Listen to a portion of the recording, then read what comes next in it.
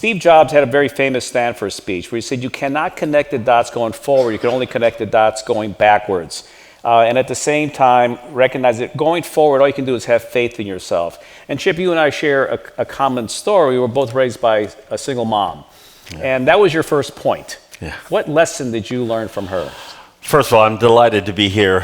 Thank you, Fred. Look forward to this conversation. I learned so much from my mom. I learned, first and foremost, perseverance, hard work. I got my work ethic from my mom. I obviously learned love. My mom also taught. She raised 4 kids. Our grandparents helped to raise us, but in addition to those 3 things I just mentioned, I would say love and sacrifice. Because when you are a single mom on below lower income, then you have to make sacrifice as a mom. So those are the things I learned from my mom. Well, I grew up in the streets of Chicago, and you grew up right outside of Philly. Yep. So what did you aspire to when you were growing up? What was your dream? At 14 or 15, I knew I wanted to be in business. When my contemporaries were getting Sports Illustrated, I asked my mom for a subscription to Business Week. And so I knew that, oddly enough, that I was going to be in business. Yeah. Oh, that's fantastic. I'm trying to think. I don't think we could afford a magazine, but I know it is. Now, when I did have a conversation with Chip, he's a voracious reader. Yeah. And so I did ask if his top 5 Conscious Capitalism was up there, and he admitted that it was. I won't tell you what number it is. I'll let him give you the order. What are your top 5 books? Yeah, I in no particular order. I love Robert Greenleaf, Servant Leadership. Was a book had a profound impact on me.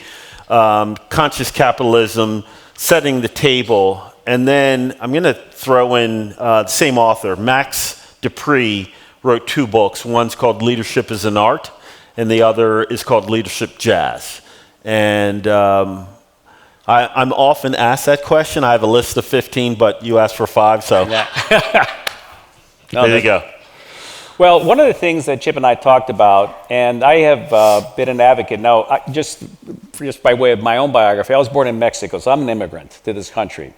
And I just happen to think this is the greatest country on the planet. I have an undying belief and faith in the American dream. But I also recognize, and I want to acknowledge, I think Rand did a very nice job in expressing what he went through on May 25th, 2020, upon the death of George Floyd, which was a profound, significant event. I'm running a business in Atlanta, and let me tell you, you're in Atlanta. Really, that is the bed of a racist past, and also a future of hope. And I think, Grant, I want to acknowledge what you talked about today was a beautiful, beautiful speech and presentation. So thank you for that. And if everyone could please acknowledge that.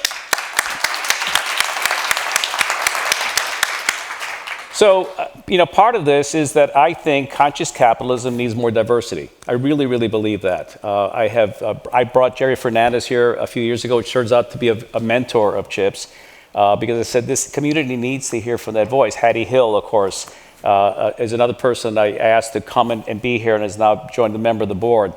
And I want to talk about this because, we're here, and by the way, I think we have an example by Tony. Your vulnerability today in your presentation was phenomenal, so thank you for sharing your heart with us.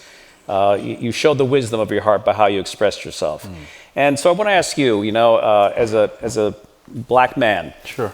With what happened with George Floyd, and you're leading an organization in New York City, a very diverse city as well. What kind of impact did it have on you first and foremost, before we get into the business side of it? What did it do for you? Wow, first of all, had a huge impact on me personally. I have 2 sons, 25 and 23. And so I immediately thought about them. They were both living in DC at the time. My oldest had graduated from college, but my youngest was a junior in college. And so I thought about my sons. And I also thought about, I think it was just 3 years prior to that there was an incident in Philadelphia at a Starbucks, right? And sadly, America, we have this long history with race and not being able to have a frank and candid conversation about race. And so all of these thoughts were going through my head. It began with my sons and making sure that they were, in my quotes, good. I'll share one other brief story. I was having a conversation with a dear friend of mine, a white friend of mine, and he lives in a very affluent section of New Jersey, and I've known this gentleman for the better part of 40 years, and we were just having this conversation about race, and he said to me, very innocently, Chip, your kids are fine, right? And I think he had this view of, because my kids grew up with some degree of affluence, and going to private school, and we're just having this conversation. I said, Kevin, my kids are still black, right? So if they get pulled over, the police don't know or care what dad's income is. Yeah, no resume. Yeah, they're exactly right. And so, it definitely had a big impact on me. So some of the commonalities, because Chip and I have gone in similar circles, but we've never met each other until just the opportunity to have this conversation. So it turns out we both live in Charlotte. And I have an African-American neighbor who is a retired FBI agent, and he's got a wonderful son named Alex, who is we love him, he's a dear friend of ours, and we spend time with him, and because you have him over for barbecue and stuff like that, we had some very profound conversations, especially as an FBI agent. And I said to him, please share with me, because I know what it's like for me to grow up in Chicago as a Mexican, okay? And in no ways do I equate it being a black man in America. I just know that there were people I went to school with for 12 years that I was not allowed in their home. It was just foreboding. And if I did go into anyone's home, I had to go through the kitchen door and stand in the kitchen. I could not go into the living room. And all the sofas were covered in plastic, just to give you a sense of the kind of people we're talking about. But I asked him, I said, share with me a little bit your experience. And he said, well, you know Alex, and he's a runner in high school. We got to know him when he was in high school. Now he's out on his own. And he goes, I had to have the talk with him about, if he's going to go run in the neighborhood, wear your high school T-shirt. Don't just go out there in a hoodie. And let me ask you, did you have to have that conversation with your sons about what it's like to be a black man in America? Yeah, so we were very fortunate. We lived north of Orlando in a town called Winter Park. And so I've had numerous conversations with my sons about this notion of being friendly and smiling and waving at your neighbors, even though you don't know them, but just this notion of being outgoing and not to be, even at 10, 11, 12, not to be perceived as a threat. And my oldest son is 6'5". He's just a tall lad, and he lifts weights and could be perceived as threatening. Sure. And so, yes, numerous conversations with my sons. And I want to harken back to what Rand talked about when he showed that graphic of sort of the divided flag and what that impact it had for him. Emmanuel Ocho, a former football player, started a podcast, Uncomfortable Conversations with a Black Man, which is incredible if you ever want to see something. And in the second episode, he had Matthew McConaughey on him. And Matthew McConaughey asked him, what could he as a white man do? And Emmanuel said, you must first acknowledge that there's a problem so you can take ownership of the problem. And that was a very powerful thing. And what I want to ask you is, how does that resonate with you in your attempts to get your organization to then go forward during these troubling times? Yeah, it's a great question. I think the response is appropriate. That's the first thing I would say, is to acknowledge this notion of acknowledging and awareness that we do have a problem in the United States with diversity and inclusion. I think not to acknowledge it is to put our heads collectively in the sand. What we did, one of the things we tried to do at USHG is we went on this journey to educate ourselves. Danny said to me, as a white Jewish man, he was very vulnerable, which I absolutely loved. And he said to me I don't want to put any added pressure on you just because you are the black president and COO at the time. And we had this exchange. And I said, Danny, I'm black, but I don't know all the answers. So let's go figure this out together. The other thing we did is we started to educate ourselves and our workforce on different pieces. We hired Dr. James Pogue, who's a noted expert, in my opinion, on this issue of diversity and inclusion. He's got a Dallas-based company, but he's absolutely remarkable. And he helped with the senior leadership team. We had conference calls with our team, and they were very open. tearful conversations, myself included, being open and sharing. And I think when people are open and vulnerable, then you start to break down barriers and you start to learn together. Yeah, Dr. James Pogue, for those of you who don't know, he does an exceptional job. He talks a lot having being the right kind of uncomfortable, and there is a discomfort in there. And this is an interesting conversation because I think the situation with George Floyd opened up a floodgate of emotion for many people, and Emmanuel Locha talks about that. The kind of we've been shouting for 200 years we're oppressed, and finally when you don't hear us enough, there's a collision that takes place, and that seems to have occurred at that time. Not justifying people's behavior, but just the fact that it created an acknowledgement of some situation. That was paradoxical, is that Danny, who wrote a very excellent book called Setting the Table, spoke about enlightened hospitality. Yeah. Okay, and enlightened hospitality to me is sort of the conscious capitalism version of restaurant world. Can you share what enlightened hospitality means, and then we'll weave it back into what we're talking about? Sure. We describe enlightened hospitality is how we treat the various stakeholders that we serve. And we talk about this notion of a virtuous cycle of enlightened hospitality. It begins with our employees. And that we are an employee-centric organization. We believe that when our employees are happy, fulfilled, content, then they will drive the rest of the economic engine.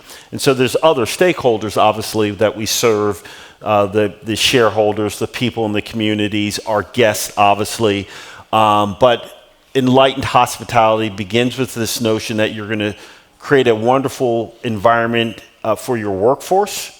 Number one. Hospitality at its core, we differentiate that from service. Service is the technical steps that it takes to saute a chicken breast, or the technical steps that it takes to wait on a party of four. Hospitality is how you make people feel.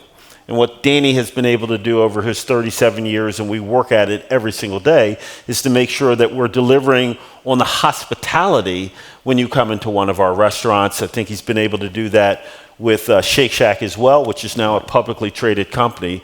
But it is this art of hospitality, and that is the most important element of enlightened hospitality. Yeah, I think in keeping with a lot of what we've heard today, there was a quote by Brene Brown, which I actually love, where she said, we think we're rational beings with occasional emotion, when we're really emotional beings with occasional rationality. And when I first heard that, I said, there's something profound there, but I wasn't wise enough to understand it. I had to really reflect on it. And as a restaurateur, I finally realized that what we do in the restaurant business is give people an experience. But what's an experience? An experience is an activity fused with emotion.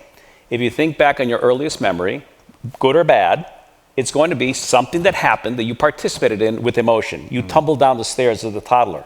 You were terrified. Experience fused with activity fused with emotion. Or you saw a clown with a bunch of balloons. And since then, my whole approach to restaurants has been to help restaurant people understand that ultimately how someone feels at the end of that experience is what really matters. That creates loyalty and affinity and so forth and so on. And Union Square Hospitality Group understands it better than anybody, with one exception, because I started my career with Richard Melman at Lettuce Entertainment Enterprises, Yep. And he's another one of those great icons. Absolutely. Who do that. But let's go back to early in your career. When we had a conversation, you said something that really was profound. It resonated with me. You said, when you were young in your career, there were really no black executives to speak of except a couple. And that sort of had an impression on you. Can you share that with us, or what that meant to you? Yeah, I think we all have this desire to be part of something, to have a sense of belonging.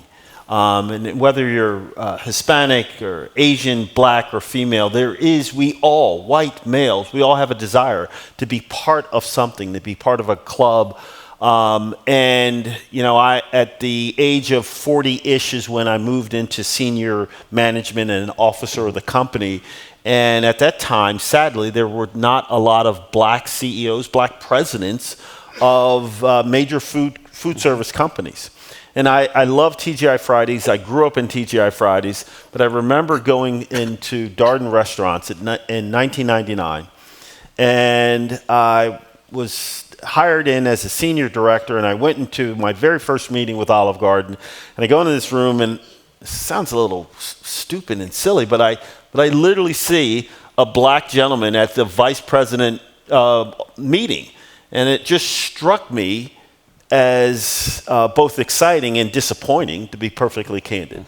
To answer your question, for me, Clarence Otis, who was the chairman and CEO of Darden, Ken Chenault, who many of you know was the chairman and CEO of American Express. I've often said I have a man crush on Ken Chenault, right? Because as someone who aspired to become a CEO, when you're 45 or 48 or 40 and you see that person on the cover of Fortune magazine or Business Week, you're like, that's the role model. That is, and it wasn't just because, for me, this notion of becoming a CEO from an ego or title. I wanted to be able to influence and impact the workforce. And so those two leaders particularly stood out for me. What about Barack Obama? Oh, I think hands down. I think President Obama, I think is a role model for everyone, right? White or black. I think the way that he carried himself, regardless of what you think of his political views, just the way that he carried himself in the White House, I thought with dignity and class, compassion, I thought was, best in class. So there's been a lot of conversation in business about ESG. I assume everyone has heard of ESG and DEI. But I want to focus a little bit on DEI because, obviously, one could say, well, then you're therefore going to help more black men rise in the organization, which I'm sure you have. But, at Union Square Hospitality, you made a conscious choice to hire two women. Yeah. One as an Asian female, but one is the CTO. And by the way, if you've ever been in technology, most people in technology are male, not female. And the other one was your CFO. Yeah. What was your thinking about that, and what did you gain from that experience? Well, first, I will just add to that. My entire C team are female leaders in marketing, in technology, in people, legal, and finance. Thank you. For me, I clearly have said I'm not the brightest bulb in the room, but I wanted to surround myself with diverse individuals. I think we all bring our full selves to the organization. And when we bring our full selves, when you have a culture and an environment where people are allowed to be themselves, I think we're gonna serve our workforce better, and we're gonna deliver better results. The story you're referring to, during the middle of the pandemic, I was interviewing for a chief financial officer. And I got down to two candidates, a highly competent white male who honestly would have made my job exponentially easier. And I had a younger Asian female. Both had the right core values that we look for. Both were passionate about their work, and both had a high sense of pride in what they do. And I did make the decision to hire Tiffany Danielle, who is doing a fantastic job for me and for the organization. But it's near and dear to me to make sure that I continue to make sure that our workforce looks like the city of New York, which happens to be the most diverse, if not the second most diverse city in North America. And so I'm really proud of the team that we have. Yeah, it's interesting you say that. I've been running a commercial bakery in Atlanta as a project, and like you, I believe that the workforce should reflect the city that it operates within. So what I found out, though, is interesting. When you put conscious capitalism principles into practice, reality slaps you in the face. And so I found the diversity part, which means I could hire who I want, just like you did, was pretty easy, right? Because you get to make decisions. But the inclusion part, that's up to the people. Okay, they've got to accept the difference. They've got to accept the other. Now, I know what my response is, but what is your response to have a culture accept the difference in other people in your attempt to have it be more diverse for them to have them feel inclusive? Well, it's an ongoing journey, right? I think for me, we're never quite there. And inclusion encompasses a number of things. I came from a very large chain in the casual dining segment, and the chefs at Union Square Hospitality Group were really nervous that I was going to turn this into an Olive Garden or Red Lobster. And so I had to work on my own inclusion, if you will. And for me, it's this idea of how do you make sure that engage in a meaningful conversation with your organization and with the leaders within the organization. And I often talk about listening first and listening to the individual's needs, wants, fears, and expectations. And when we begin a dialogue with trying to glean from that person their needs, wants, fears, and expectations, then I think we're going to create a culture of inclusion. And it's this opportunity for everyone to learn from each other. Yeah, I have found that trying to help people sort of understand what we have in common, I always have to say, look around the room, look how different everyone is. But now let's look on the inside and see what we share in common. At the heart of it, everyone here is just trying to take care of their family, do the best they can. Yeah. You know, and if you start asking questions like, how many of you have family? How many people are dependent upon you? How many people are just doing something to, you know, not just to survive, but to thrive? You start seeing a lot of more hands, and pretty soon you start realizing we have a lot more in common. Whenever I have an employee meeting, they always send in groups. That's just how it works. And I force them to mix it up. Yeah. I force them to mix it up. I said, it's time to stir the soup. Let's move around and get in there and get to do that. So, you know, at Union Square Hospitality, obviously you're going through COVID. George Floyd happens. How did you stay in touch with your people? I assume you furloughed a lot of them, and then try to bring them back like we all did. I mean, the restaurant industry still is 500,000 people short of full employment. So if you know anyone who wants a restaurant job, they need them out there. What did you do to get through that difficult period? Sure. Clearly one of the more challenging periods in my professional career. In March of 2020, we had roughly 2,500 employees and managers and leaders and chefs. In a 2-week period, we shut down all of our businesses. We went to zero revenue, and we let go 95% of our workforce. We retained roughly 43 individuals. And so what we said was, one, we had an obligation and a responsibility to make sure that both our guests and our employees were safe. And the best way to keep them safe was to close all of our restaurants. Our next core kind of purpose was we wanted to be the best unemployer that we could. It's an interesting phrase, and you get your head around that, but we literally said we wanted to be the best unemployer. And so we did a couple of things. Like many organizations, we began to create an employee relief fund, and we raised $2 million so that we could have this financial relief for some of our employees. Danny went more than a year without a salary. The rest of the senior team, we all cut our salaries by 50%. And we started to really listen to our employees. And we created these forums. I apologize for the pun, but we created these chat with Chip forums. Twice a month, we would hold 90-minute sessions with our previously let go employees, because they just wanted to learn from us what our thoughts were with regard to the pandemic, how we were navigating, when the restaurants were going to reopen. But we started twice a month these chat with Chips. We helped some of our employees get jobs at other businesses, like grocery stores in Manhattan that were looking for workforce. And that was our way of being a great unemployer. You know, and for those of you who remember, New York was the epicenter, one of the major epicenters of the pandemic. It's pretty horrible. I spent some time in Florida during the pandemic, and there wasn't a pandemic in Florida. Though I did manage to get COVID there, so I know it did show up, at least through me.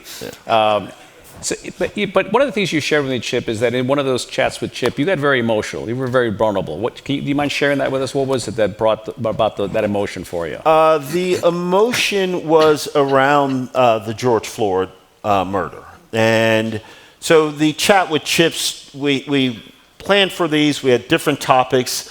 But when George Floyd was murdered, we decided to have a session just on diversity. And we wanted this forum where our employees could tell us what was on their mind. And there was openness and vulnerability and candid and a lot of raw emotion from our black employees, quite frankly, who didn't think we were doing enough. Both Danny and I were slow to make a statement on both social media as well as our website. And quite frankly, the employees were both disappointed and mad at us. And so it was during that session, this chat with Chip, just solely focused on diversity, George Floyd murder, was when I began to break down and cry. And the emotions of the day, how I was feeling, I had just talked to my youngest son prior to the call, and there was this confluence of a number of things going through my head, and I felt for our employees who were going through a lot. Well, this is more topical of what's going on in the current events right now. So I assume everyone knows who Kanye West is. He's recently featured for, unfortunately, all the wrong reasons. So here you are, a black man working for a Jewish man, and you have Kanye West making what is seen by many people as anti-Semitic comments. And today it was announced that Adidas cut him off, Gap cut him off. He's no longer a billionaire overnight. And what, if any, thoughts you have about that circumstance? Because it seems sad. Well, I think it's sad is probably an understatement. Yeah. I applaud the businesses for removing themselves, disassociating themselves from Kanye West. I think business has a responsibility to take action. I'm going to mix into another story. I wrote a piece to my staff and then posted after the mass murders here in Texas and the one in Buffalo. And my point of view, right or wrong, is that absence of great leadership at the political level, then business, we in business, those of us that subscribe to the conscious capitalism model, that we have a responsibility and obligation to raise our voice and to step in. And so I applaud the leaders of Adidas and the other brands for pulling their funding and disassociating themselves from Kanye West. And frankly, anyone that has and articulates any views that are, do not speak to this notion of diversity and inclusion. My mind immediately went to an earlier speaker today who showed the image of a boat.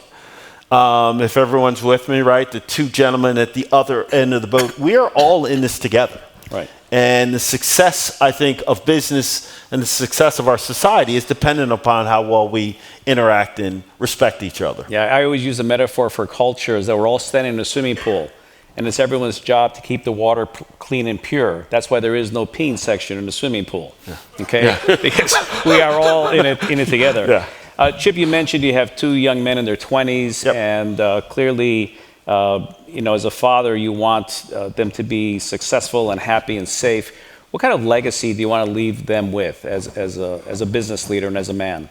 I want to leave them with a couple of notions. One is this notion of being a curious leader, being a curious parent.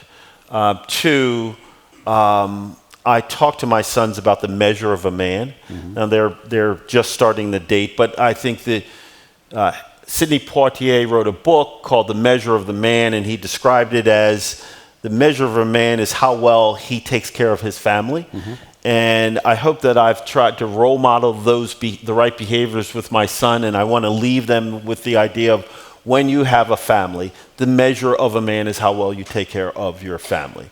I want to leave them with this idea of that they can make a difference through the way that they can touch the lives of a coworker, of a guest, or their boss by how they interact and listen and respond. That's beautiful. Yeah. So last question. We're in this room of all these leaders, and what advice and how do you envision the role a leader can have going into the future of this chaotic world we live in? Yeah. I'm going to go back to something, Fred, that I said earlier. The advice I often leave with leaders is to spend meaningful time with your people, really, really listening. I think we're in a very fragile time today. And I go back to the commentary I made, which is listen to their needs, their wants, their fears and expectations. I think when you begin a conversation where you're profoundly wanting to learn from your direct reports, in my case, an executive chef or a director in marketing, I think it shows compassion, and it shows love. And I use the term, Danny, we use the term love a lot at USHG, which I think is remarkably refreshing. And not a term that I had heard a lot in the other, larger organizations that I was a part of. Right. Well, I learned one thing in the restaurant business. If you cook the food with love, it tastes better. That's exactly right. And that's Mom's Home Cooking. But can you all please join me in thanking Chip for this candid conversation? Thank you, sir. Thank you. Thank you. Thank you. Thank you. That's great. Thank you.